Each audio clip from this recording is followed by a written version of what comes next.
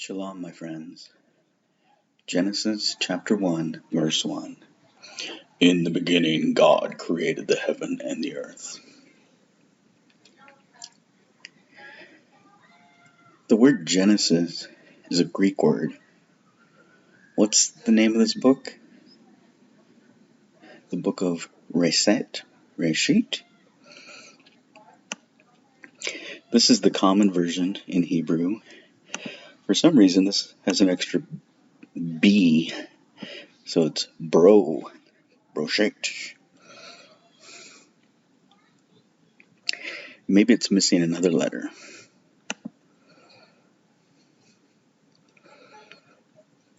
So in the Septuagint, remember the Septuagint was a Greek translation from an older Hebrew copy. The Masoretic text was this copy prepared like a hymn to be sung. It says, in Arshe Poi O Theos. Theos is God. So all of this means in the beginning. Architect, authored, the gods.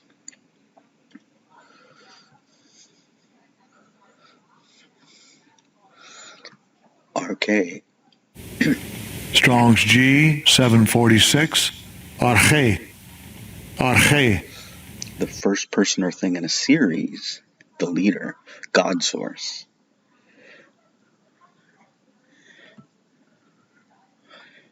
Derived from archomai. Strong's G 756. Archomai. To be the first to do anything, to begin, to be the chief leader. So it's again a person. And then this looks like archon. Strong's G 757. Archo. And that was just the first word. The second word is Strong's G 4160. Poieo. That sounds very Guarani. To make, to bring forth, to lead out, to constitute, to appoint, to declare, to author, to designate, to celebrate.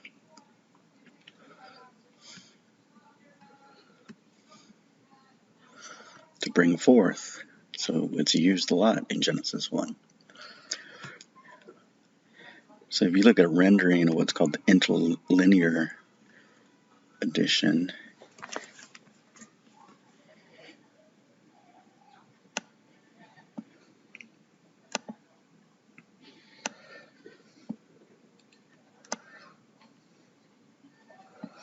in the beginning, God made. The word God is over here, theos. I noticed that most of them are of this form. There is one form, theou. Now think about thee and thus. So these two words, the arche, the architect, created. Now going back to the idea of an alphabet, wouldn't the book of Moses, Genesis, start with an aleph? Why does it have a beth attached to resit? And where's the aleph? I am the beginning and the end. I am the aleph and the tav. An aleph is an ox. A bull, gentle, tame, the leader, strength, what is first, thousand, teach. A tav is a mark, a sign, a cross, an ownership. To seal, covenant, join two things together, the last. I am the first and the last. I am the Alpha and Omega. I am the beginning and the end. Am I not the Aleph and Tav? The Aleph and Tav. Mayim is in the middle.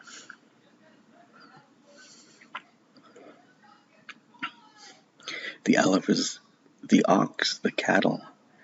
The Tav is the male goat.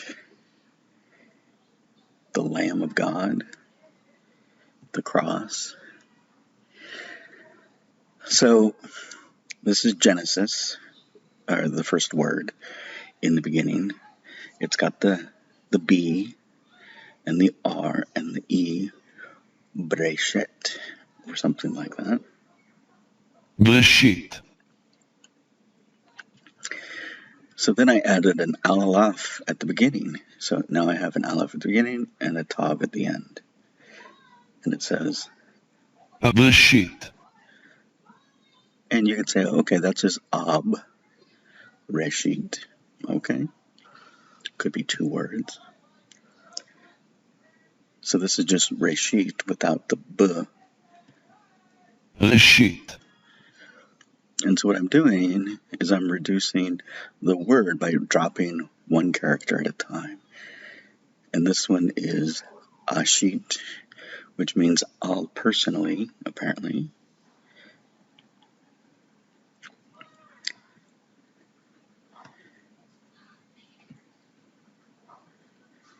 First. So this one word, in my opinion, is a super word. It's telling a whole story here. Father verse doesn't have any choices. I'll personally. That's definitely got to be a modern word. I'll personally. Sheet. This is the acacia, the shita, the shitim. The Ark of the Covenant was made out of this wood. Was this the tree Yeshua was killed on? It's in the running. The almond tree's in the running. The Persian walnut's in the running. Eat. Eat. Eat can mean alphabet, inclination, psychologically, CEO, undocumented. He gets, I don't know. This says home. And then the letter, which has an alphabetical meaning. So this idea of an abecedarian is it helps you learn the alphabet. And there are certain word plays you can do, and one would be to create a super word. So Psalms 119 goes through the alphabet, so this is how we assume we know the order of the alphabet and how many letters there are in Hebrew. And I was thinking about the word abracadabra when I was thinking about this. In Hebrew, it might mean I will create as I speak, or I create the world. But look at this. They have a word for this. Triangular form. So if you go back and look, this is the triangular form. Father first, or first father. In the beginning, first, I'll personally plan a thorn, a home, and a cross and a seal. I don't know exactly what all that means, but that's very interesting. So as we continue in the beginning, so we haven't even got to the word God yet. This is just in the beginning.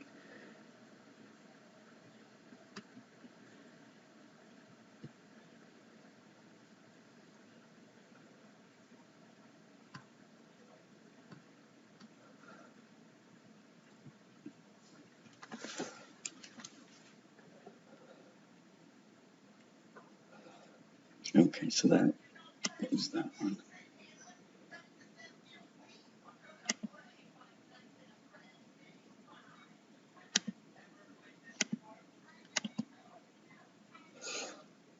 So now we have God, Elohim. Elohim. And so one thing I thought about is, well, can I reverse the characters? And I tried that, and it means, oh no, because apparently this M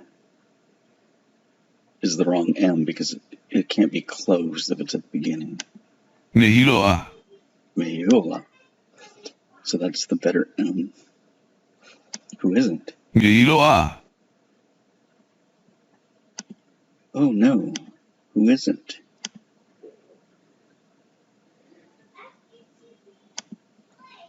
Mehiloa. So then I was trying to find something close to that, and I came up with Micah.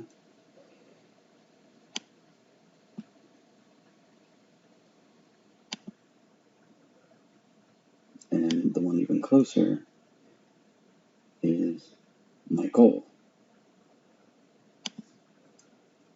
And if I put Michael, so if I take that reverse that I had and just replace one character, Michaloa.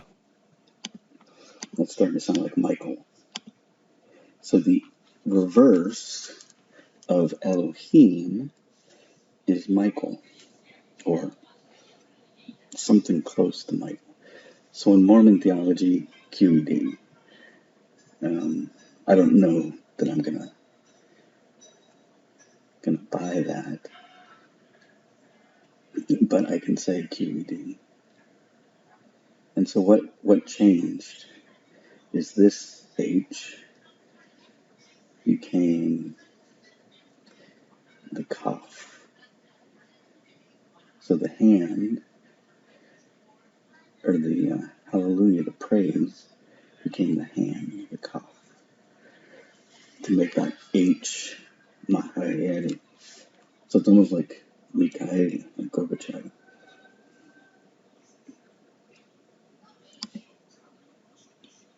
And so apparently that means prison. Are there examples? So it's good to see example sentences because they're probably pulling it from like web forums or something that is actually used today. So the other part that's missing with that reversal is it's la. The opposite of ael would be la. And we do see that as well in the Hebrew. Ayah. Look at that symmetry. It's called a palindrome. Oak. Strong as an ox, an oak. The oaks of Bashan. Might have been a reference to ox. So again, we have this alphabet, the beginning and the end, the aleph and the tav. But if I just did Ael, I have the first leader.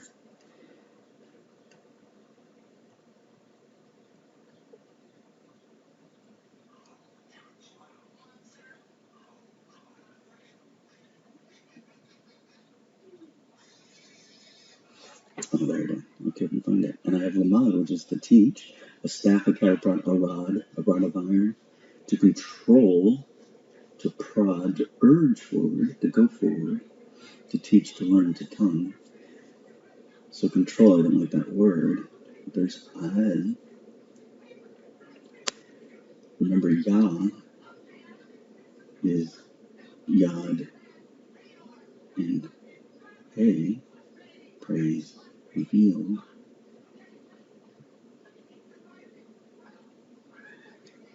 And I learned this today too. It's also, look at that symmetry.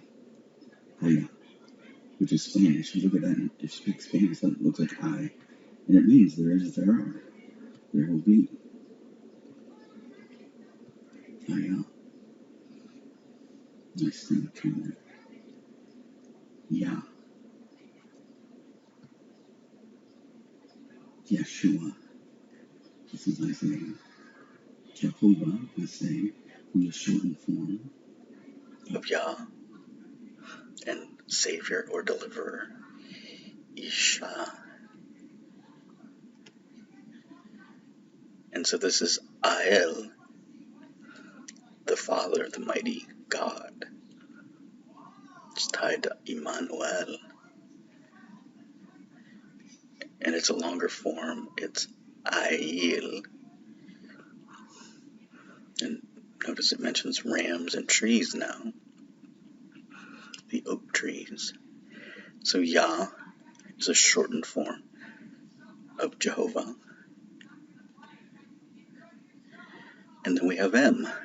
There's not a lot of words for mother, but there's M. So I'm missing in this calculation, I'm missing an ah there between the E and the ah. I'm missing, and remember this aleph is supposed to be silent, but sometimes it's not. You look at some of these etymologies, there are times that at the end of the word is an ah. So mother, I am. So is that the Trinity? Elohim, the ox, the hand, and the water.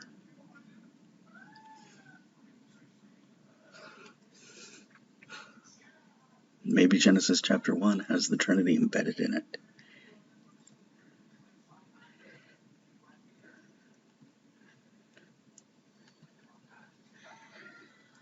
So I wanted to show you. So look at these two examples of Elah. This is what I would say is a later addition. This one's symmetric, and it ends with an aleph, which is supposed to be silent. So this ends with an H, and so you fill in the ah by the association. It seems like words can begin with the aleph. So that is, to me, that is Ael, ah, and that's Aelah as well. But this is emphasizing the H, this is emphasizing the aleph.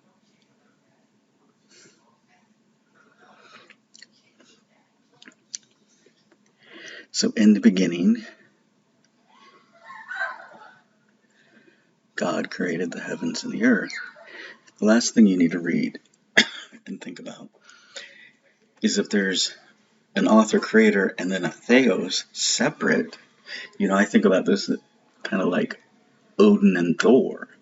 Is theos Thor, and whatever we're talking about in the word in the beginning, the first authors, is that a higher god like Odin?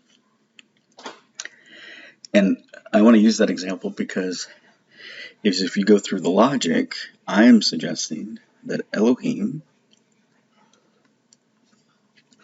is saying Ael.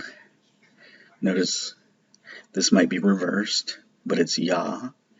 If it had another H there, it would be Haya.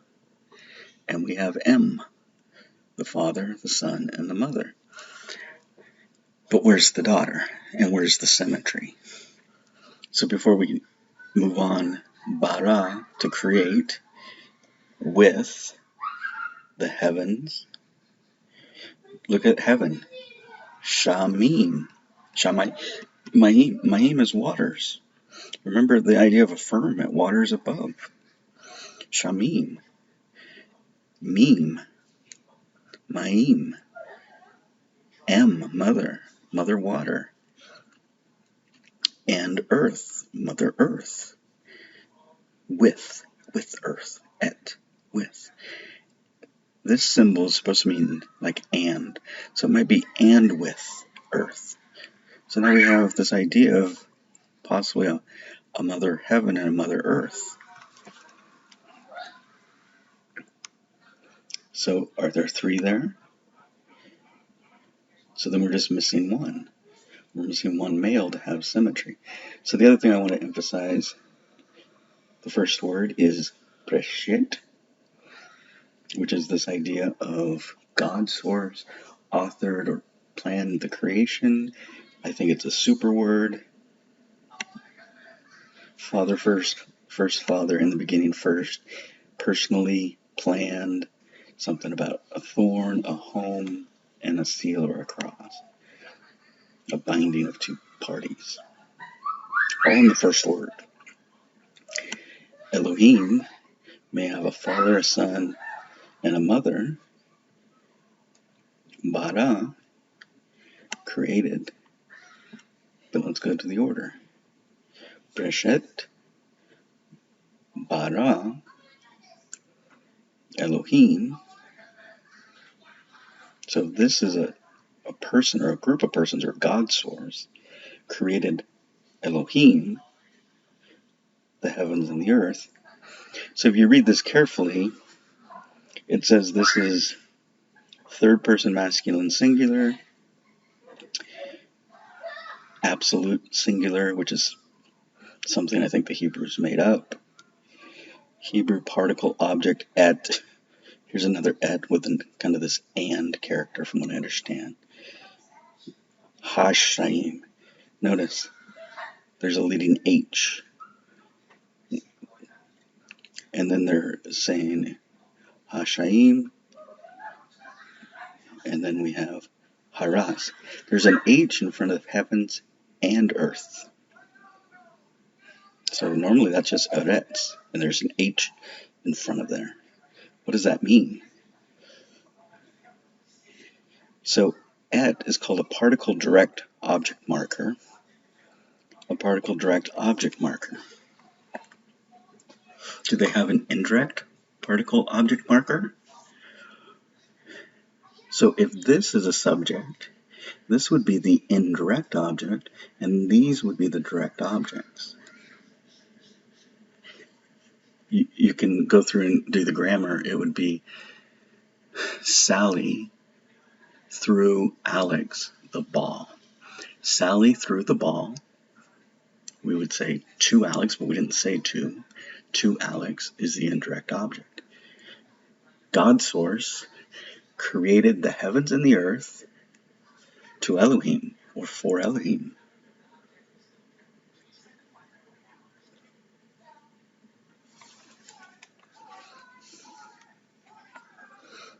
Very interesting. In the beginning, God created the heavens and the earth.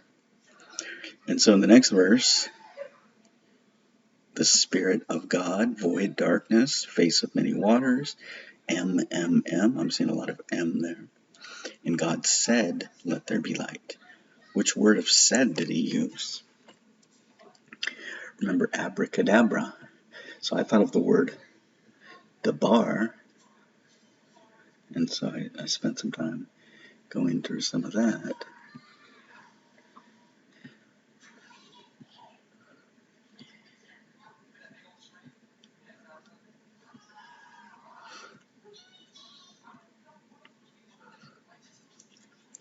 There's mother. There's I am. It's not the right one. Okay, so it must be this one. So I was looking for the word dabar.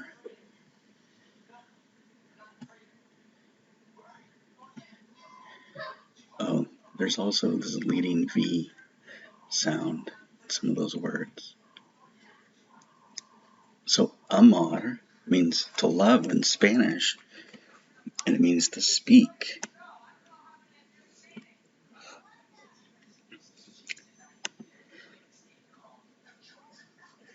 Kara, when he called in Genesis, it was kara, a form of this one.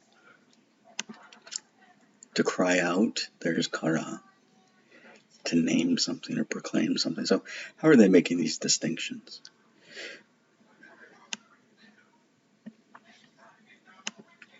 So I had to go look for the bar, and I found the word treasure, and I kind of got off on a tangent on treasure.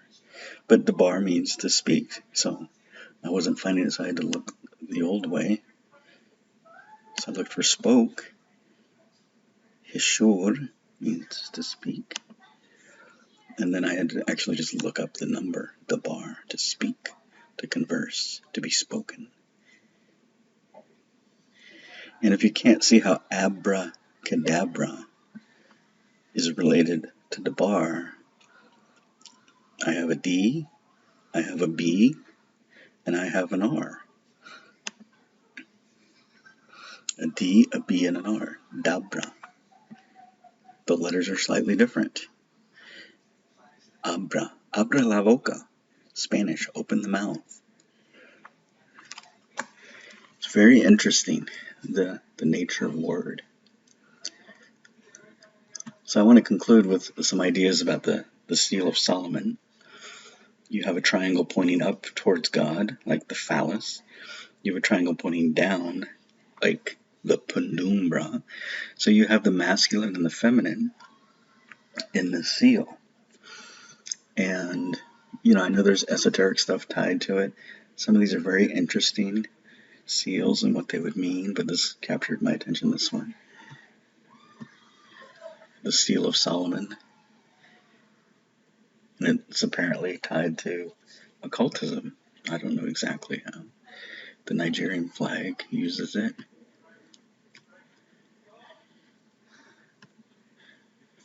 And so I was thinking of a mathematical design.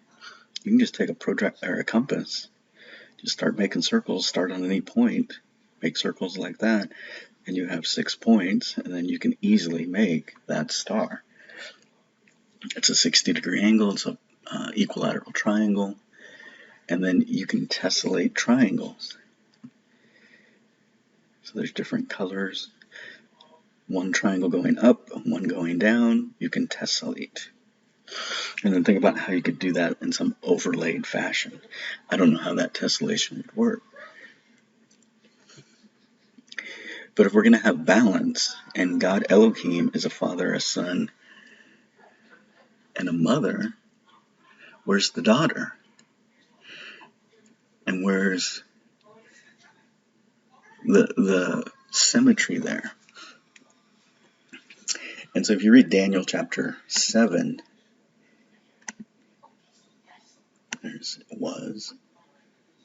so I think I got through all of this. So if you read Daniel chapter 7,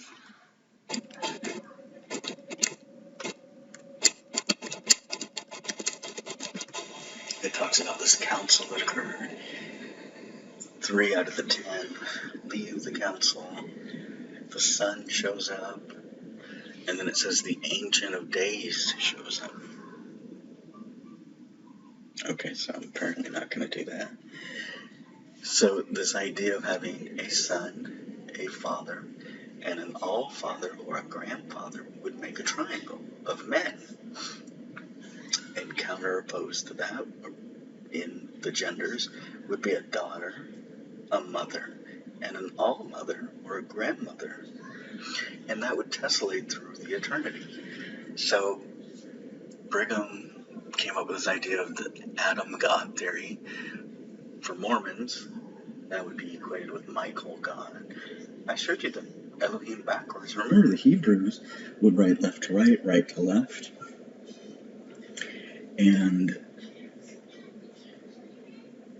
I think it may have changed at the burning bush. Joshua and Moses go up. Ephraim and Moses go up to the mountain. Joshua's the descendant of Ephraim. The first one. And they bring down the higher law. They're worshiping the golden calf. He smashes records. He later goes up by himself. Joshua doesn't go up. Joshua went up the first time because he got a higher priesthood with Moses. Later they do this thing with almond staffs, whichever one grows becomes the priest of the people, so they don't inherit land, but they live among all the people. And they teach, and they create synagogues and do the offerings, etc.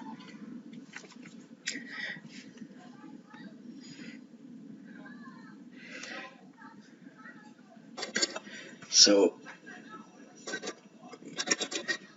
Joseph Smith, right before he died, gave the King Follett discourse where he said there's kind of this cycle, this iteration of evolution through the eternities. So we have the Ancient of Days, and some people think, oh, the Ancient of Days is Adam. Some think it's the father.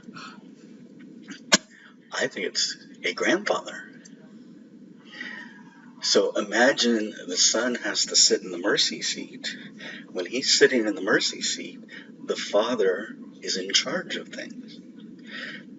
There has to be someone above, the All-Father. The All-Father, the one above. And so if you think about how that would tessellate through eternity, once you start to walk in godly ways, Ezekiel chapter 28, you become as the gods. And so that's tied to some Mormon concepts of we are children of the Most High God, and we are potentially able to become Most High. I don't know if Most High would work there. I think God's source is Most High. I think Ancient of Days is Most High. 1,000 ministered to him, and 10,000 stood before him. 1,000 is Aleph. Aleph. Aleph can mean one, it can mean 1,000. And so this is in Aramaic, I believe. So I don't know how they're doing their numbers here.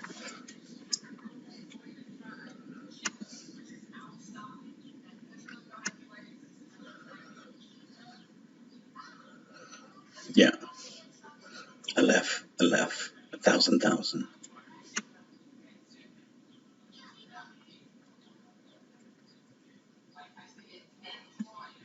Rebo. Why wasn't it 7? Why is it 10? Very interesting. A myriad.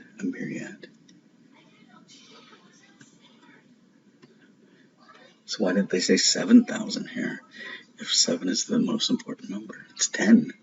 10,000 is the decimal system.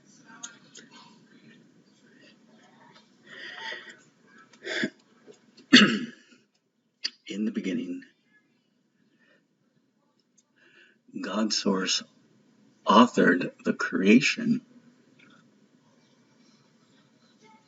for Elohim, for gods, the children. And the Elohim gods can be super singular plural, like the Hebrews want you to believe, or it could just be plural. And it represents families. You have a mother, a father, and a son.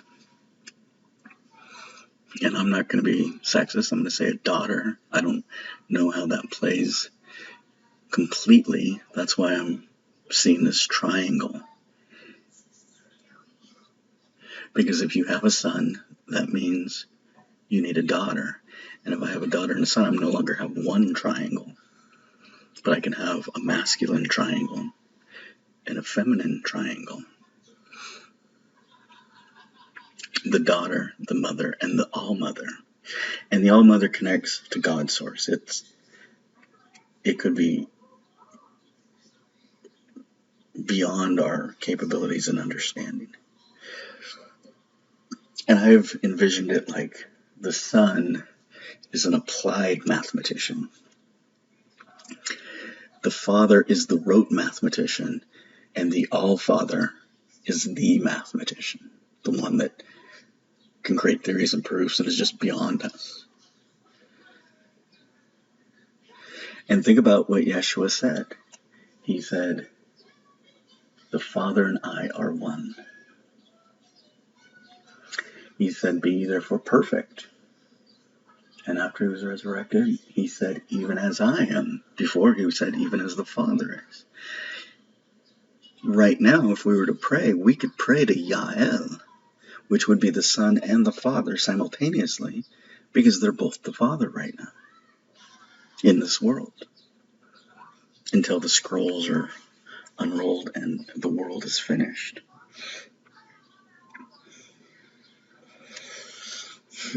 And so, similarly, on the feminine side, you would have a daughter. And so I've been thinking, would the son and daughter marry each other in this world? I don't think that's the case. I don't think it would have been a wife of Yeshua. And lately that's been leading me to think that maybe that cousin wasn't Yohan, but Joanna, the Baptist in quotes, the great testifier of the one that would come after. And in some medieval drawings, they show a baptism of Yeshua and the Baptist, and it's kind of an androgynous thing of a male and a female in the water with the dove coming down from heaven. The dove, the baptism by fire, the feminine divine. And in physics, we know about 5% of the matter in our universe. And I'm going to say cosmos is greater. That's where God's source is. It's above universe. And in our universe, we don't know 95% of the energy and matter, what it is. It's hidden. It's like spirit flowing. And the physicists call it dark matter. I don't like that term, or dark energy, because dark implies a moral judgment. It's unknown to them. 5% of matter is known, 95% is unknown. Matter and energy, and remember E equals mc squared, so there's a link there. And that's a 1 to 19 ratio. No wonder Yeshua was talking about 10 virgins marrying him, which is only a 1 to 10 ratio, or the people of Islam talk about possibly having 100 virgins waiting for them in heaven, because of the ratio between the tangible physical and the heavenly. And that's putting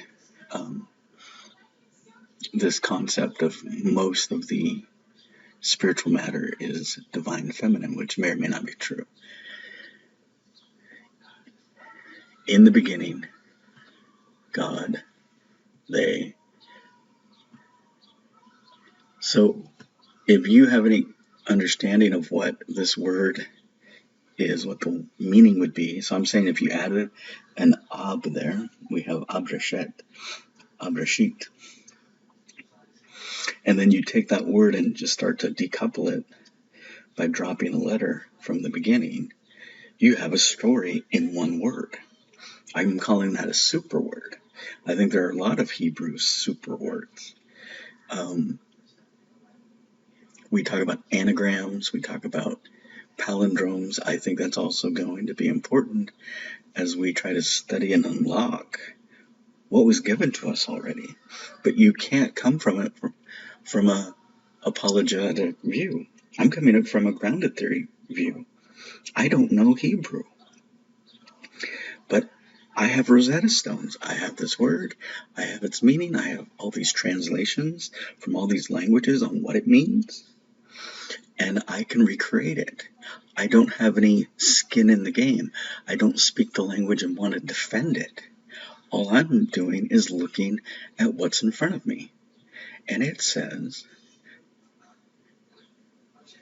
in the beginning God created the heaven and earth. It may actually read, God's source authored the creation to Elohim. Then when we read Daniel 7, and we talk about 10 different trees being invited to the party on earth, maybe there's 10 sets of Elohim, meaning 10 family trees. And then we talk about 70 nations. Maybe each tree represents a forest. And they were allowed to bring, remember Moses talks about captains of 10, 50, and 100 or something. Maybe they were allowed to bring their others. And what we're going to learn is the greatest tree that was brought here was Africa. The next greatest tree was India. The next greatest tree was China. And to see that, you just have to look at the populations of the world. And the first and the greatest has become the last in the world. And that's why their populations, I don't know what the populations are, if they're greater than India, but India has 1.3 million, China has 1.2 million. And those might be the three great trees of the menorah. The menorah had 10 candles on it, and then an 11th candle would light it.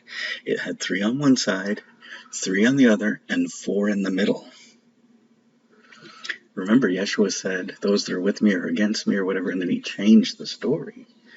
So 3, 4, and 3 tells me there were a third part were with him, 4 were fence riders, and 3 were against him.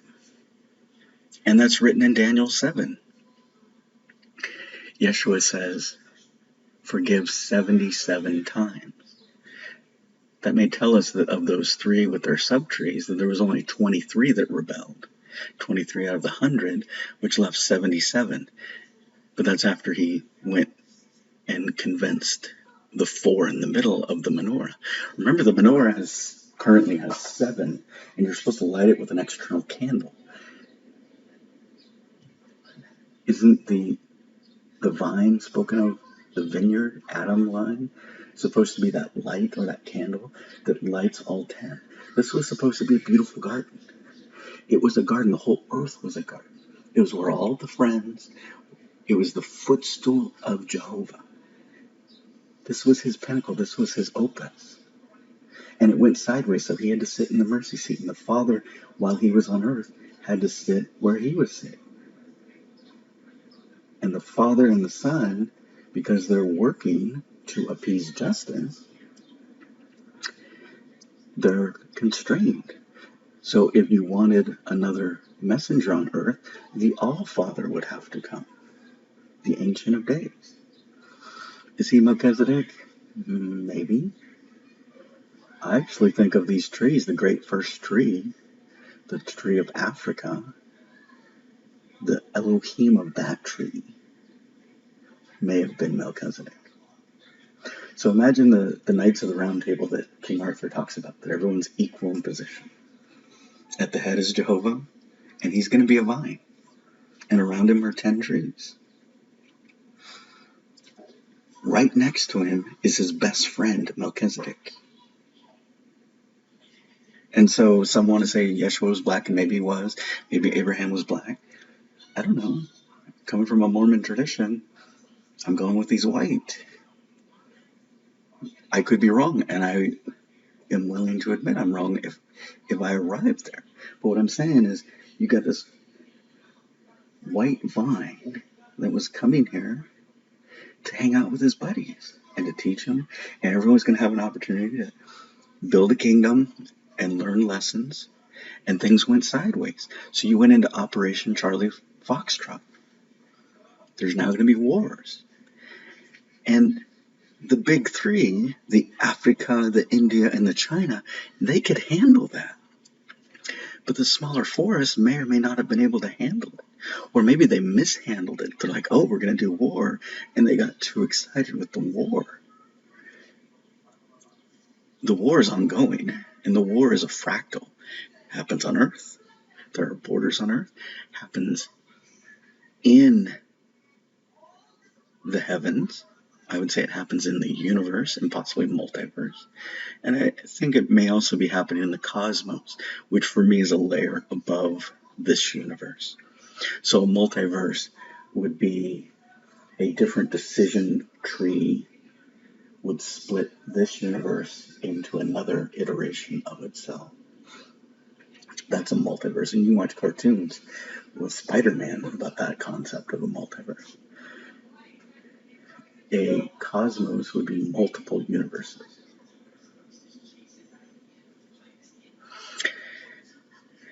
In the beginning, God created the heaven and the earth. And so it's got to be simple enough that we can distill through all this noise and we could explain it to a child. And this idea of a son and a father and a grandfather and a daughter and a mother and a grandmother. And then, I could have a child of any age create that and teach that story. And maybe this is a better version than the triangle version because it shows balance and equality. It doesn't separate gender, just the petals of the flower. And then you can sit down with a child with little magnetic triangles and show them the tessellation. And just like that, you've taught possibly the nature of God. So what does that tell us? Who is the God of this earth, the father of all lives? He doesn't want that to come out. Look at the Indian stories of Brahma, Vishnu, and Shiva. They have to fight the great demon, and they combine forces. And I'm assuming there's, a father figure, a son figure, and a grandfather figure, or an all-father figure. I think Brahma was the all-father. And they did it with their spouses. So the All-Father had a spouse, the All-Mother. They combined forces. They gave all of their power to one of the women. And she took out the demon. In the story, I think it says she killed him. But I think he got emasculated. Because in the Chinese stories, the All-Father and the All-Mother, or the father and the mother of their tribes, the yellow people they called themselves, maybe, it said how this god demon tried to kill himself by hitting his head against the firmament. And so she, one of the she's, I don't know which she, demagogues, went up and restored the firmament, repaired it a first time. And the second time she went up to repair then the second time the firmament fell, the 4 columns around them crashed, and that was the Great Flood. And the number 4 in Chinese means death, because the columns collapsed and the firmament fell.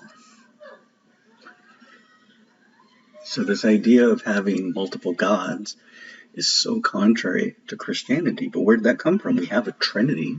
The Trinity resonates with us, but it means 3 already. But we're not like the pagans. We don't understand. We're all here on earth playing a game. William Shakespeare, life is but a play and we are all merely actors. But we're different level players. And this idea of orders of angels or orders of demigods or Elohim or whatever, all I know is that there are greater than I. And if you've ever heard the voice of the All-Father, it's a great and terrible voice. It is a voice that will shake you to the core to recognize that you are nothing. So I know compared to that, I am nothing. But what player am I? What player are you? Regardless, our goal is to waste and wear out our lives to finish the work of restoration of the knowledge of Jehovah that I think, optimistically, Joseph Smith tried to start. And I think Jehovah's like, sure, knock yourself out. The most you can learn, the better. And so he moved forward. But the lesson of him trying to do that is another teaching point. We have the Jewish nation and their failures as they institutionalize the church. We have the Catholic nation and their failures as they institutionalize the church. We have the Mormons and their failures as they institutionalize the church. If you understand institutionalization of organizations, it creates failures because everything becomes a rote process. It becomes the law of Moses. You can only take so many steps. There's 613 laws. This is what you can and cannot do. That's not the higher law. The higher law is you walk in godly ways. And if you get near out of bounds, you're going to hit a wall. And if you try to break through that wall, you're out of godly ways.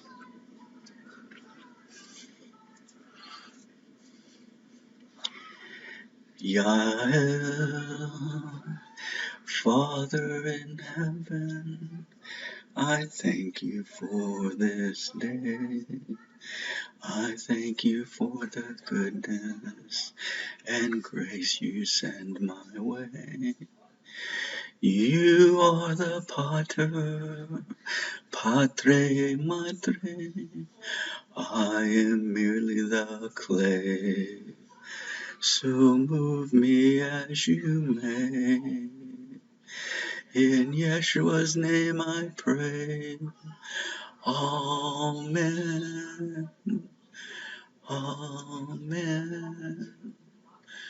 Amen. Shalom.